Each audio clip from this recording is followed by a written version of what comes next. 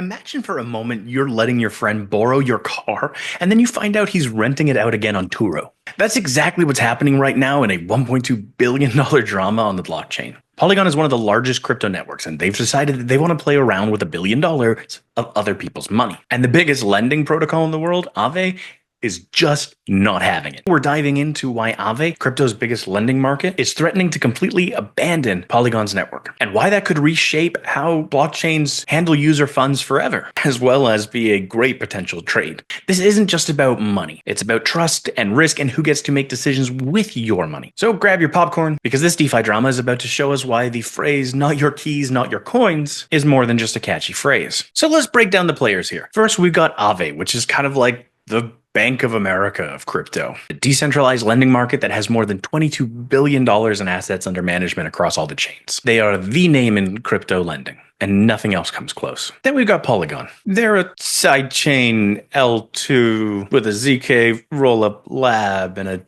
CDK and an ever-changing narrative and an ever-changing token name.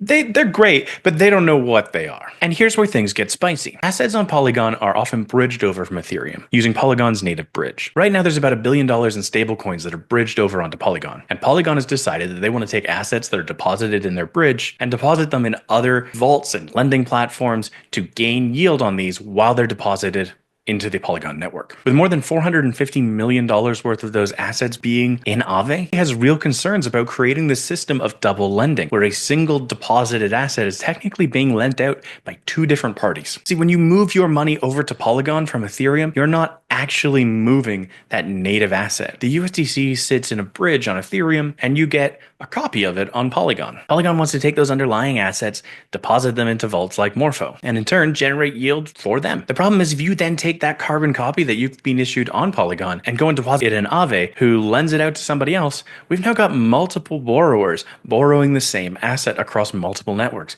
doubling the amount of liabilities. And those liabilities are being created in a way that Aave's DAO can't control with their own risk parameters, taking away their autonomy to manage their risk and putting their own insurance fund on the line. Now, if this was done in some crypto native way, if this was actually a native L2 like Optimism or Arbitrum, we wouldn't have to worry quite as much about the risk. But Polygon maintains its own bridge. And as we know, bridges are inherently the riskiest part of DeFi ecosystems. In fact, bridge exploits make up somewhere close to 70% of all the value hacked in DeFi. Ronin Bridge, 620 million gone. Wormhole, 320 million vanished. Nomad, 190 million. Multi-chain, a mess. I don't even remember how much that was, but that one was bad too. And it's important to see Aave standing up here, because Aave actually represents by far the largest amount of TVL on Polygon. Polygon only has about $1.2 billion in TVL right now locked on the network, and 461 million of that is in Aave. The other largest portion of that is assets in an AMM that are marked to market. And so by and large, Aave stands to be the largest risk taker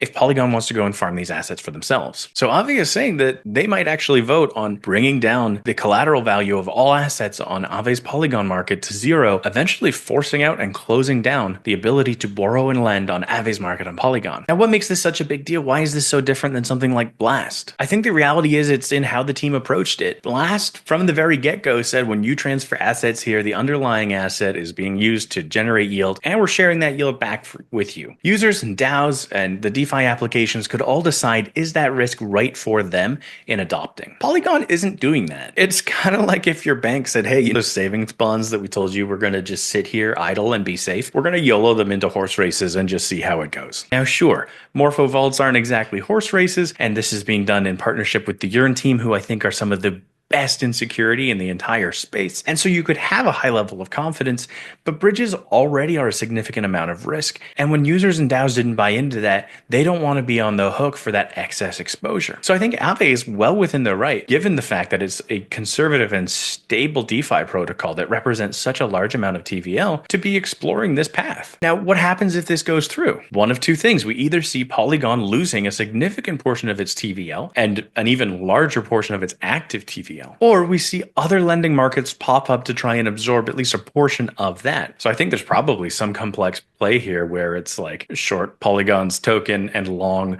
whatever is the next best lending market on Polygon that could soak up that. But I think there's a bigger second order effect in how we look at networks. I think the reality is that we'll start to see networks be very cautious with user assets. Users are expressing they want one of two things. They want either transparent shared yield that they can opt into, such as Blast, or they want those assets to sit there in as safe a way as possible because they understand the risks of bridges. That, or they want it natively done from L1 to L2, such as Optimism, where they don't have to have the same worry about bridge hacks. And none of this is to say that Polygon is insecure or the Polygon bridge is insecure or that Morpho is insecure. None of those are the case.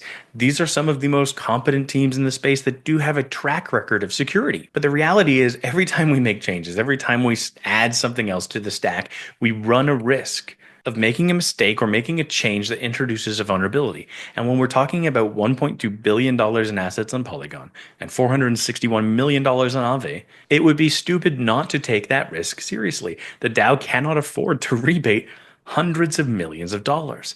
If something did happen, their insurance fund wouldn't matter. That would be the death of that product. And so I think going forward is very important for teams to think about how do we deal with these user assets and what's the level of buy-in we need from the user to make this happen. And the DAO participants, what do they expect and how do they manage that risk? If Polygon had said, hey, we're underwriting all this risk up to X $100 million worth of value if there's a hack, yeah, that wouldn't be a problem for Aave. But because Aave is part of that lending chain and would owe on some of those obligations, it does not make sense for them to take on that risk for somebody else's gain. So what do you think? Is Polygon being innovative or irresponsible? Is Aave being fair about risk adjustment or having a hissy fit? Let me know in the comments below, and if you enjoy losing your mind slowly with me as we watch DeFi drama, putting billions of dollars of assets at risk, be sure to like and subscribe.